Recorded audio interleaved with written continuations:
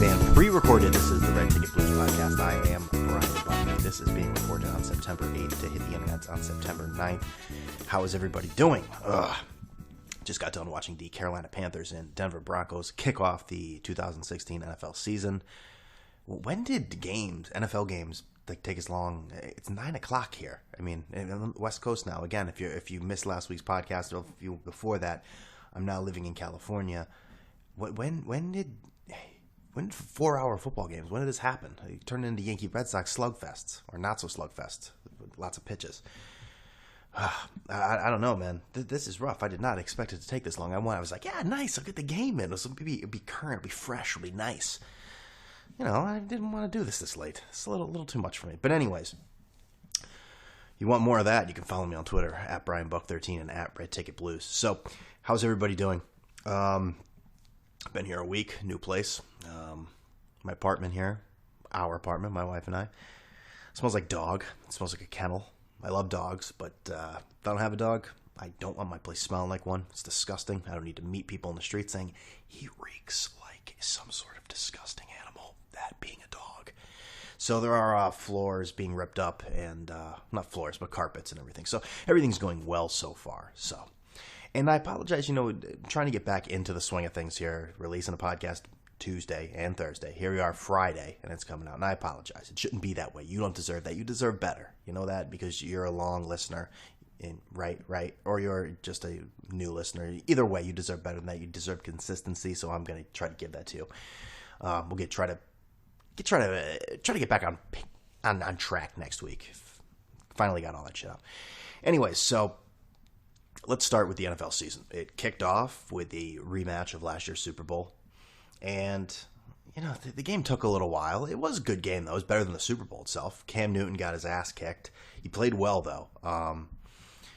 Cam played well, but definitely took some hits, took a head-to-head shot, and the concussion protocol, everyone said on Twitter, that concussion, Bill Simmons tweeting out, concussion protocol seems right on, or it seems like it's working swimmingly. Here's the thing. You're right, and I don't mean to sound like this guy, old man, just waving my finger at all of you, because it's just the way I feel, actually, and then I'm like, I'll tweet it out. I'm not trying to talk down to anyone. Everyone can have their concerns. They can say that's terrible, that NFL needs to improve things. No one gives a shit. You're still going to watch anyways. The NFL doesn't care. We all know they are greedy, arrogant, just pompous assholes. The organization, the entire agency, they don't care. They're going to feed you shit, not come through. They're like politicians. They don't care. You're still going to be involved regardless. Many of you are still going to vote. I mean, the NFL is a bigger enterprise. A lot of people don't vote. Everyone watches the NFL. No one saw that Cam Newton hit in the fourth quarter tonight on Monday night and said, I'm changing the channel. You didn't clutch your pearls, as the great Simon from Yonkers says. There was no pearl clutching. You continued. You watched Robbie Gano miss that field goal, which was a complete disaster. Again, it wasn't a chip shot, but in Denver, you'd think he'd make that. Still a tough one. I shouldn't say it was a complete disaster because that's unfair. What do you do, Brian? Give me a break. So, overall, Carolina looked good. Denver looked great. The defense definitely stepped it up in the second half. C.J. Anderson was all over the place. He had like 150 yards all-purpose, it seemed like. And you saw Trevor Siemian step in. I always want to say Jeff Simeon. Wasn't there a Simeon? There was a Simeon for Kansas, right? Basketball team. Trevor Siemian in his first game, 18-26, 178 yards, 1 touchdown, 2 interceptions. But holy shit, if Chris Collinsworth were reading those stats, there would be just drool all over the microphone right now. Simeon looked good. He definitely has some great footwork. And I'm not good at speaking. Great footwork, a lot better than Peyton's, obviously, or Peyton ever had. But, he was making these 2-yard passes, and Collinsworth was jumping, gyrating all over the place. I know it's easy and cliche to hit. Sorry. Oh, Jesus. Easy and cliche to hit the table. Easy and cliche to rip the announcers because they're a little rusty, just like everyone was. A lot of missed tackles, a lot of just rustiness overall. It's the first game of the first week of the NFL season, so I think everyone's allowed to be a little rusty. Cam Newton, though, Cam took some shots. He took a shot to the back, and he sort of was crawling all over the place, and he took a shot to the head. 18 of 33, 194 yards, 1 touchdown, 1 interception. No real huge numbers out of anyone, honestly, outside of Kelvin Benjamin had a good game, 91 yards, 1 touchdown, with 6 receptions. Pretty good. 7 and 73 for Greg Olsen. I think you'd have to give the MVP of the game, so to speak, if anyone really gives a shit about the first game of the MVP, would be C.J. Anderson. Like I said, he's had 1 touchdown. Do you have 1 touchdown? He had 2. He might have had 2. He had 2 touchdowns, 1 receiving, 1 rushing. But the old friend, I mean, you would have thought, again, we talked about the old quarterback, Peyton Manning, but with Chris Collinsworth, you would have thought that the current quarterback, Mr. Simeon, was genuflecting and turning water into wine and dying for all of our sins like a former Broncos quarterback we'll talk about later, who is, of all the teams, Tim Tebow, a lot of T's. Of all the teams Tim Tebow could play for, of all of them, he's with your New York Mets. The Mets are a disgrace. They're not a disgrace. We'll talk about that. But that was the first game. And how about the awkwardness? You had Peyton Manning come back, the old quarterback.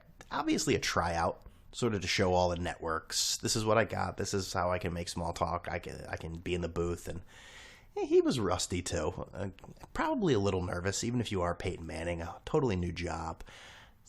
He forgot the definition of bias or unbiased and tried to play the whole "I'm a dumb athlete." Oh, is that what that word means? But how about that ultra awkward outro there, where Al Michaels, because we all know Peyton loves to say Omaha because it's just hysterical, and man, so many of you rejects on Twitter.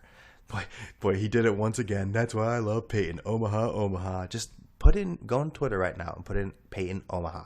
Most people are not ripping what happened. They are glorifying it because I think that most of the nation, they're morons, and they find that heartwarming, good old boy, all shucks stuff from Peyton Manning interesting.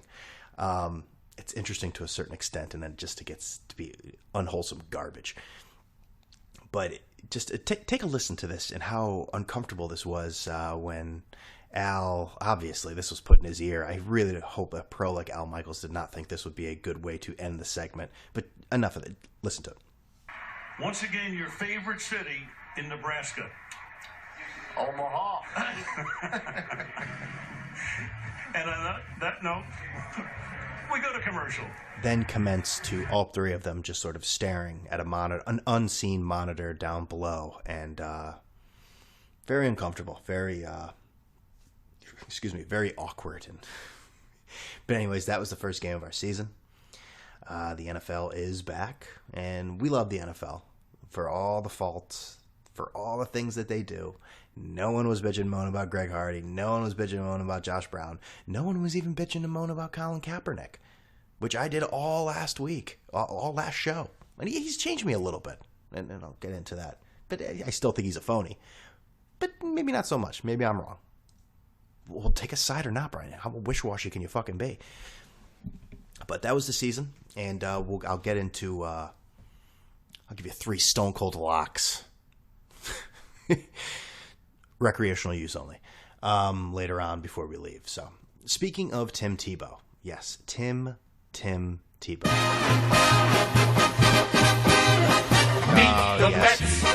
Meet the Mets. The prodigal son. Oh, boy. Don't you love when you got Christ on your team? No other team can say that. No other team can say they have Jesus Christ. Can he hit a curveball?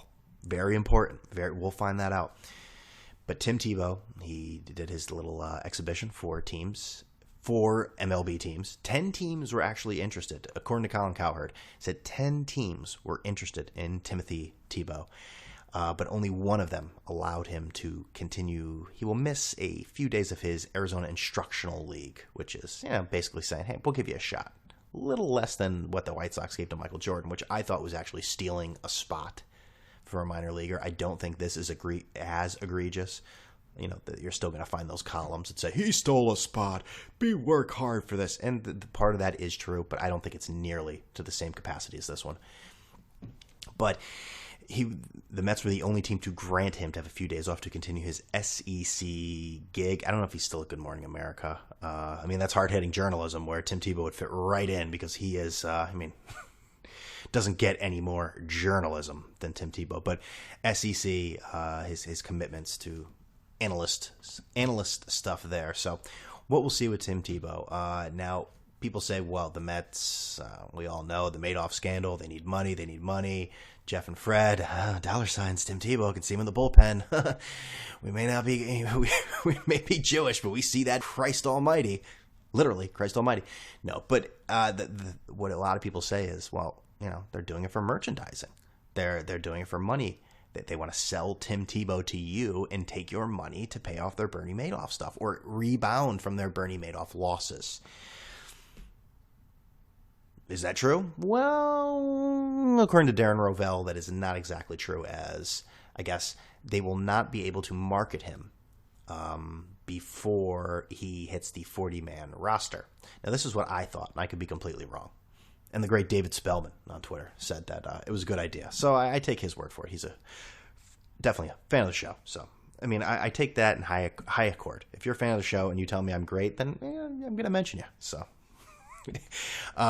I think, watch the Mets give him a number that is very unique, a number that no one else has on the 40-man roster. He sticks with that number, and they market that shirt, that jersey, that whatever.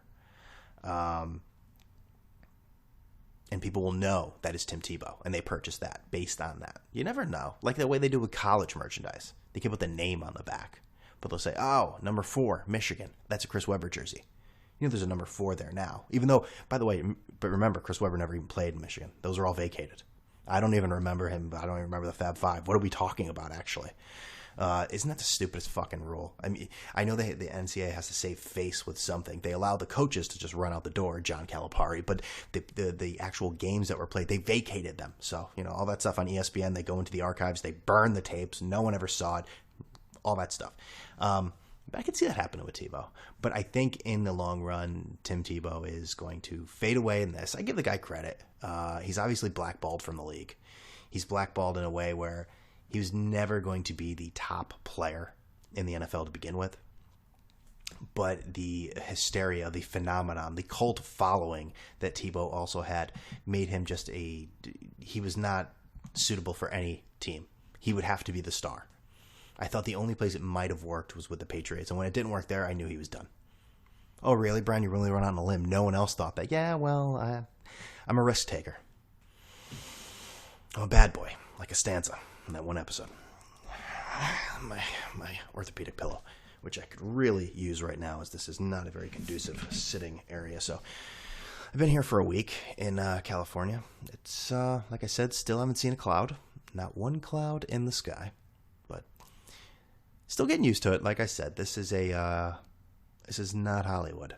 This is not sitting on the beach, broing it up on skateboards and just loving life. I love life. I'm happy. I'm healthy. Beautiful wife. I mean, I'm happy, but it's not the California you envision on the back of a postcard. We'll put it that way. But still, I'm being positive because that's what I do. You've heard the podcast before. No negative. I'm not mad about it. I mean, there's never been that routine. I'm Brian, and I want to rant and rave about stuff. That's not the MO of this podcast, and you know that. But best luck to Tim Tebow. All over the place here, huh? Christ, still getting in a groove here. There we go.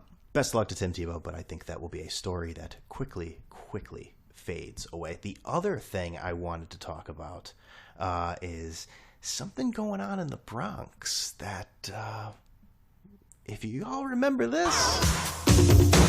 We going riding on the freeway. Oh, love wins against our plans. We going riding on the freeway. Oh, love in my pink Kaeprnick. Yes, that is, takes me back to 1996 when I was a young man, 16 years old. And if you guys don't remember, Mike and the Mad Dog, that was, for whatever, I don't know how that started, but that was sort of the theme song of the 1996 Yankees. According to Mike and the Mad Dog, they probably, if you ask them, they probably put the team together too. They got Gene Michaels and Bob Watson together and said, this is the You guys did a great job, and this is what you got to do going forward. We need Charlie Hayes. We need Boyd Box. But this team is actually fun to watch again, and I'm not trying to say that I would take any of those championships back of 98, 99, 2000, 2009. Hey, those championships, that's what makes watching a team fun. You know, your team wins, but they weren't, they were excellent. They were professional. They were everything. 96, when you come out of nowhere, no one expected you to be there. You were playing the greatest team ever in the 1996 Braves. People were comparing them to the 1927 Yankees. They lose the first two games, one of them in just embarrassing fashion, and come back and win that. But that whole ride, that whole playoff run was fun. I was at 95. I probably mentioned this. I have mentioned 95 Game 2 ALDS. Jim Leyritz, 15th inning, 2-run home run. I was there. Don Mattingly's last home run at Yankee Stadium. The place shook. It was amazing. And this team, I'm not saying that they're going to equal that, obviously, but these, and now that the term baby bomber is starting to, I don't even like to say it anymore. I'm so past that. It's cliche. It's mainstream. Enough's enough. I just look at young talent, okay? I'm above all that. But these guys, you see, what's his name today? Tyler Austin. Game-winning home run. And this team, as we speak on right now, well, let's just call it September 9th, 2016, they are 2 games out of the wild card. If you listen to this podcast, I have gone back and forth, zigzagged like a Richter scale on what to do with this team until about probably mid-June. I just said, the hell with it. Don't get angry anymore. Just accept who they are. Let's just try to trade the guys. And when they traded everyone, we all said, hey, bye Beltran, you were great. Bye Miller, you were great. Chapman, whatever you were. You threw the ball really hard, and everyone was really excited about it. We said goodbye and just said, hey, let these guys develop, get a little taste. All of a sudden, it's no longer, they got a long road, a long hill to climb, long mountain to climb. There we go, third time. Long mountain to climb. High mountain to climb. Oh, God. Anyways, let's jump into I was going to tell you the beer I'm drinking here, but let's wait on that. But, this whole team, and the guys that I think we had all buried before, they all became the laughing stocks, the Brian McCanns, the Chase Headleys. McCann had 2 home runs today, nearly had a third. And he had 3 hits total with a single. A guy who has quietly had, listen, he hasn't performed to the way that you'd wanted with that contract, but look at his numbers the last 2 years. With his power numbers, they're not bad for a catcher. Are there catchers with better numbers than that? I'd like to know. Honestly. In a limited role recently, too, with Gary Sanchez's emergence. And Chase Headley, well, he was a running joke. Aaron Hicks, we haven't seen a lot of. But even he stepped it up. Judge is struggling, and this is my a problem that I have. These guys now, because we have access to minor league baseball now, these guys become, and you see the same thing with Yoan Moncada with the Red Sox. These guys, they are built into gods. We getting daily updates to them. We look at them. We see them, the way they wear their jersey, the way they smack a home run 500 feet. And then when they come here and they struggle, we just, bust, bum. Got to give these guys time. Just because you have a camera and access to them now doesn't mean they advance any quicker. Gary Sanchez, that's not normal what he did. Aaron Judge and Tyler Austin, great first game. That was awesome to see. You got to relax. All of baseball, not just Yankee fans. We're way too reactionary now because we have more access and more data. It's the truth. Suck it. But this team is, the pitching scares me going forward. Every time I see Chasen Shreve, I don't care how well he's been pitching. My father text messaged me. Chasen Shreve makes me nervous. He's a nervous-looking guy, and when you see him in a baseball uniform, it makes me even more nervous. But what do you have to lose now as a Yankee fan? You're loving it. You're absolutely, absolutely loving it. What's the worst that can happen? They don't make the playoffs, and they got you interested in September baseball. Is that a bad thing? Did they do something wrong? Because I got to plead ignorance. If I knew that was wrong, I would have never done that. But I'm really happy watching that. And the Mets now, too. The Mets have pulled closer. Yoenis Cespedes is a guy who I love to rip a million times and would say he's been an enormous distraction, which the only real distraction he's been is just his aloofness and, that whole thing playing golf. But, in reality, those are very, very minor. He's got a little Manny Ramirez in the sense. No, one's Dominican, one's Cuban. That's not what I'm saying. Slow down. What, are you going to write a column about it? No. What I mean is that you're going to take the good with the bad. You're going to take the my head's in the cloud moment because they do things that other players don't do on a baseball field. They make your team that much better. You can jump on their back and be successful. That's why you're going to go with it. So I will eat the crow, the big crow, when it comes to Yoenis Cespedes because, well, the Mets, we know that they're probably not going to resign him. He has made that contract worth it and more so. So I'm a man who definitely, this is like the second or third time I've eaten crow on Yoenis Cespedes this year.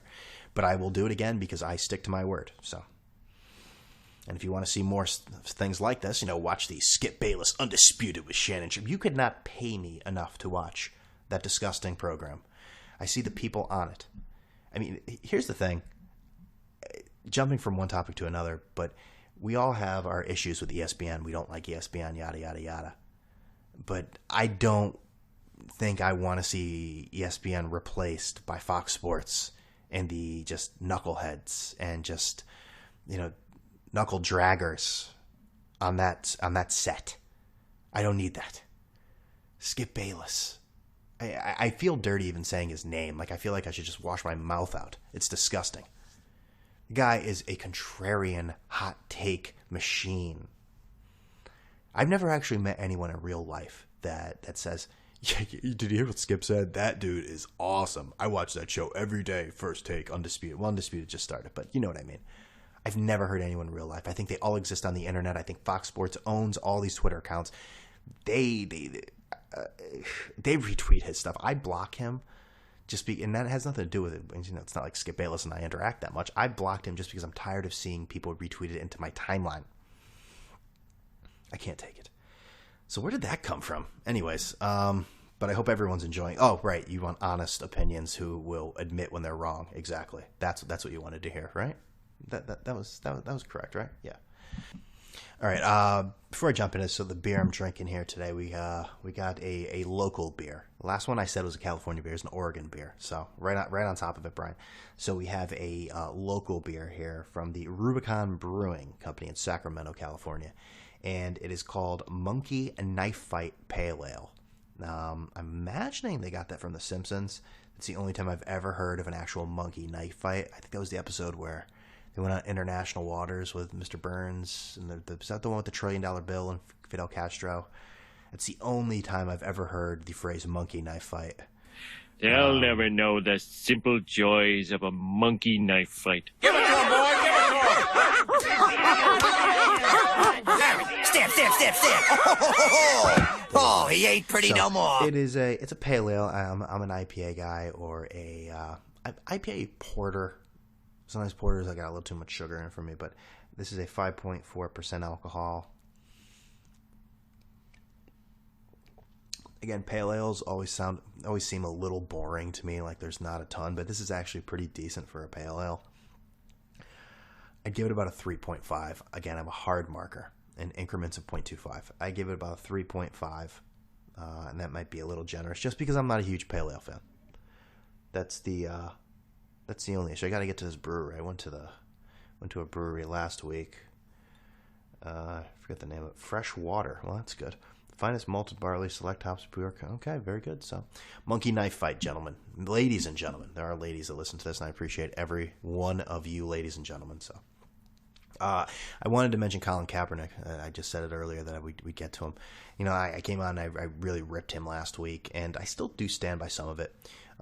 He did say, he didn't say, I said, and let me be fair here with the 49ers. I went in and ripped just as, millions of other hot take jerks jump in and say, well, he is this, because he's decided to not stand for a national anthem.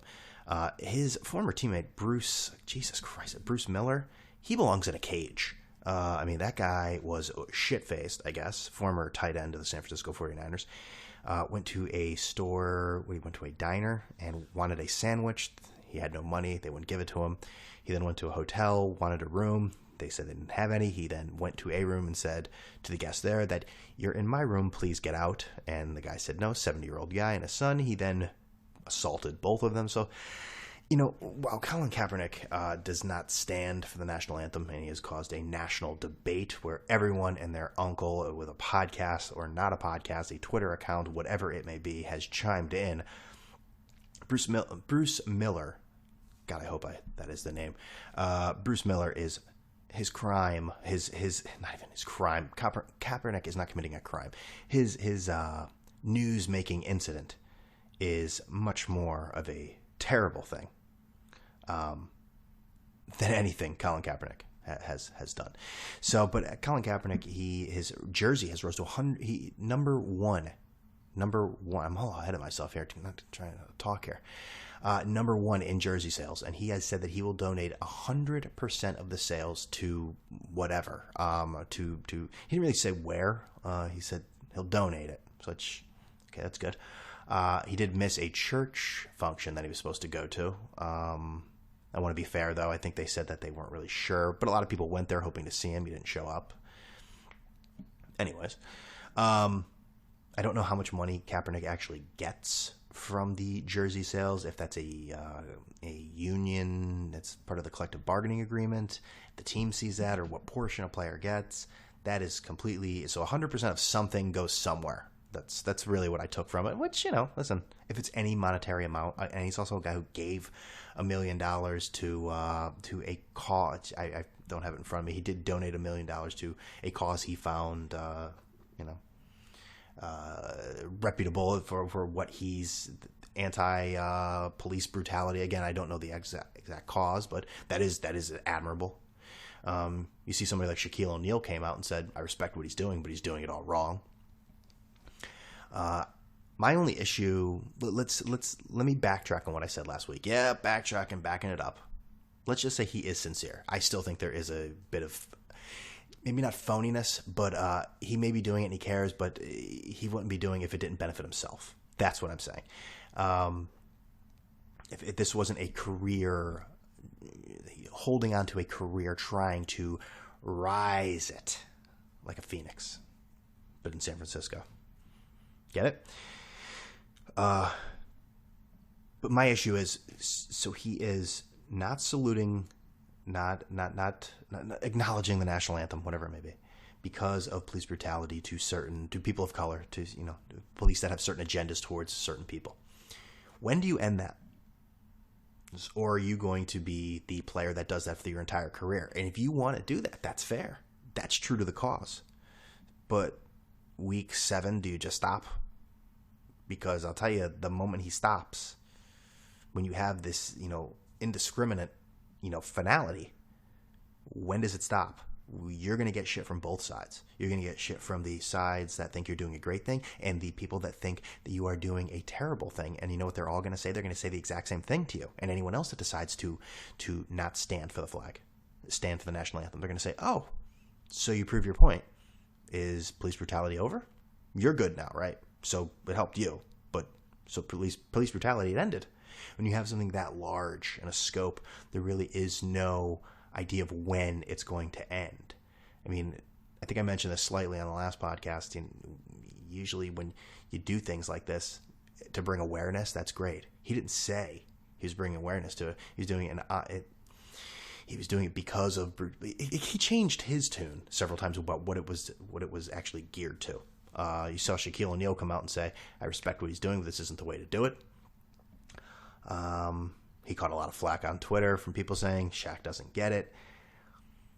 I think the word tolerance is thrown around a lot these days, but it's not actually respected. Either side. We are become a very polar opposite society on any topic, and we don't listen to the other side. Staying within that same sort of mold here, the Seattle Seahawks are contemplating an entire team boycott or non-acknowledgement of the national anthem on Sunday, which happens to be September 11th, and people are very upset about that. I know they didn't choose the schedule. I know that the game happens to be on Sunday, which is September 11th. If they did want to do a team, and I know it's towards police brutality, it's not towards the country, their message, but if I were the Seattle Seahawks and they were genuine about this, I would probably wait till week 2. That would just be my 2 cents on that. How about this? Maybe you didn't hear about this. This mattress store, speaking of 9/11, this mattress store in Dallas. This was there, and they got in a lot of trouble here. What was it called? It was some sort of mattress or pillow company. They used 9/11 as an incentive to come in and buy mattresses, which is it's different. A mattress, San Antonio mattress store. So take a listen to this and tell me what you think. What better way to remember 9/11 than with a twin tower sale? Right now, you can get any size mattress for a twin price. Full mattress? Twin price. Queen mattress? Twin price. King mattress? Twin price. Store-wide sale all day long. Whoa! Oh my God! We'll never forget. On what planet? Where? At what moment in your mind did you think this is a good idea? This is going to help us sell mattresses, and this won't be viewed as an offensive commercial. Some people really got to get their minds out of their heads out of their asses. That's ridiculous. How can you not see that? I can't even see a college doing that. And then I saw some other people dressed as for some sort of con thing. It wasn't Comic-Con or some bullshit con that none of the nerds go to. But it dressed as the World Trade Center, 2 people, and flames, and coming out of them with little crepe paper, and Barbie people jumping out of buildings. I understand at a certain point when you have a tragedy like a 9/11, there is a time to move on and not joke about it, but sort of move away from the sorrow and just terribleness of it, and learn to accept what happened. Now's not the time, and that ain't the way to fucking do it. That's all of that is terrible, and those people should lose their jobs. Risky take right there. Risky. I can't even see a college fucking AV program doing that shit. Then to actually be gainfully employed by that company and try to put that out to the public as if that isn't going to be an issue is just fucking it's insane. My head is rattling with that. Head is rattling. And finally, what will make your head rattle? Apple. I am an Apple listener. I'm an Apple. I do listen to Apple sometimes, through the headphones that are on my Apple 5, what is this, 5S? It's not the one with the plastic back. It's the other one, 5S, I believe I have. And I have a headphone jack there, but there will not be a headphone jack with the newest Apple phone, the iPhone 7. And I usually cop the iPhone right after the new one. So I'm looking for the 6, although it's way too huge. I am not used to a keyboard like that. That is like a tablet. I like the size of my phone. I do. You got a problem with the size of my fucking phone? I love the size of my phone. And I'm happy with it. I was born that way. But I don't want any other phone, and I certainly don't want the Apple 7 where they have, we've all seen this, the wireless headphones that look like there are little, they look like the top of the top of, old computers making noises. I will be getting a new computer soon, which happens to be a MacBook. So here I am trashing Apple, but hypocrites galore. This is the Red Ticket Blues podcast. But they look like the top of the electric toothbrush things. So you will put those in your ear, and those will be your headphones and operate as a Bluetooth. I think it's a very bad move for Apple because people are going to lose those. They're going to get frustrated. And I'll tell you, as the time goes on, and I am eligible for an upgrade, and I'd love to just get another Apple 5S. I don't know what I'm going to do, honestly. This may be the time. And I've had a few Apple phones. I keep saying Apple phones. iPhones. I don't think this iPhone 7 did. I guess it did a whole bunch of other stuff, like AirDrop, stuff that I don't do. I mean, these cell phones, and I say these cell phones, like I'm my mother. My mother has a cell phone. She uses 2 things. There's 3 things. She uses whatever search engine, Facebook, and the email. Jesus Christ, what the fuck is good? Uses email. So if she's listening to this, you know it's true. And I don't think she uses anything else, but I know that there are so many other things going on my phone that I do not take advantage of. So, But people are going to lose those headphones. And the replacement's only $150. $150 fucking dollars for headphones. I think it's a bad move by Apple. I'm very upset that I own their stock. And I think once the phone really goes public per se, once people start buying it, people are retweeting. What is this? Retweeting it. Anyways. Retweeting a story I wrote from God knows how long ago. Anyways, I'm just so great with my humble brag. What was I looking at? I want to see their stock. How's it been the last few days? Apple down 284 today.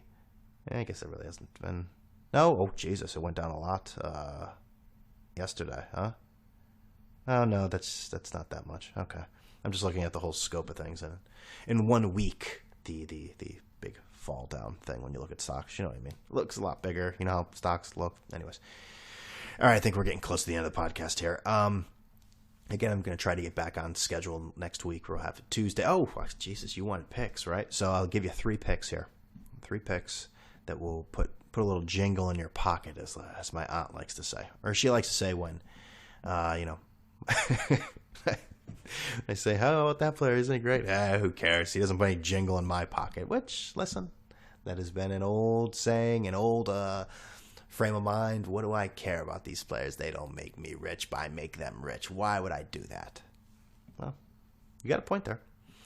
All right, so that game is over with. Carolina does not cover the spread. That was a 1-point game. So let's look at this. The one game I liked was the last Sunday game, and that is Arizona they are favored by 5 points at home versus New England. Jimmy Garoppolo, the lovely Hollywood quarterback. Boy, he is handsome. I don't care how handsome he is. He can be the next person to date Taylor Swift or whoever it may be. That's all I think about Hollywood. Just Taylor Swift, Beyonce, but she's already taken. So I don't know who Jimmy Garoppolo would be dating as someone. I don't know. One of Giselle's friends. But anyways, I will take Arizona in that game. 5 points. So Arizona -5. Who else did I really like here? I'm tempted with Green Bay, Jacksonville. 4.5 here. But give me Seattle -7. I think we're gonna -7 Seattle in Seattle versus Miami, and I'd love to take those Giants in Dallas. You know what I'm gonna take them. Give me the Giants +3.5. So we got Arizona -5, Seattle -7, and the Giants +3.5. These are from the New York Post line. So take that, write it down. I don't give a fuck. Do what you got to do. And that's the podcast. Again, get back on track next week, Tuesdays and Thursdays. Remember, you can always listen to the show on iTunes, TuneIn Radio, Stitcher, YouTube, and follow me on Twitter @BrianBuck13 and @RedTicketBlues. Did you like what you just heard? If you did, I want you to subscribe and I want you to leave a review because you know what? I see the downloads. Again, I will repeat myself. There are plenty of downloads to this show because I look at them every day like a freak. And I say, oh, the podcast is terrible. Oh, it's great today. Oh, it's great. Listen, I'm neurotic. I look at those numbers and I evaluate my entire life based on them. And I know there's plenty of downloads. You need to review. Take a minute out of your time and review. Thank you. But anyways, everyone have a great weekend. Enjoy the first weekend of football. Enjoy the baby Bombers and enjoy the Mets too. All right? With all that being said, I'm out of here. Well, we're bringing it back to the Bronx. A couple of days ago, it looked bleak. You know what, though, Mike? You're at the point in this World Series, bringing it back to the Bronx is not enough. That was the first step, dog. After you come from 6-0 down, now we got to win it. Dog, now we're going to try and win it. Yeah, but first thing we had to do was bring it back. Tomorrow morning, when we get in here at 3 o'clock tomorrow, we go for the series. Now it's a war. If you win tomorrow night, you win. Bring on your Smoltz, bring on your Glavin, bring on your Maddox. We're ready. The Yankees had 2 must-wins, responded. Must-win time for the Braves tomorrow night. Absolutely. The collar's getting a little tight on Cox and Smoltz and McGriff and your little boy Chipper, all of them. A very, very interesting game tomorrow night. Boy, oh boy. Hey.